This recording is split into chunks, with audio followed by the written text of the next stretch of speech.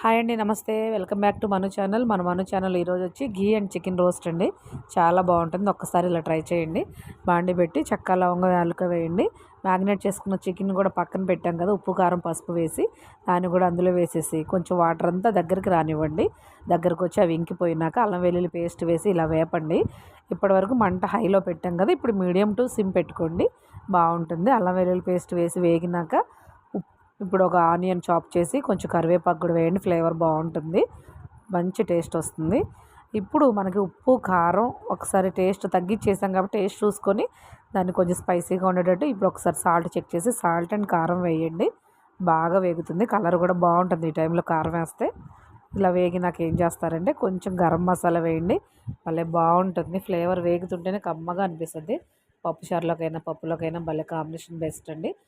పచ్చిమిర్చి కొత్తిమీర వేసి కసూరి మేతి వేయండి. Thank you.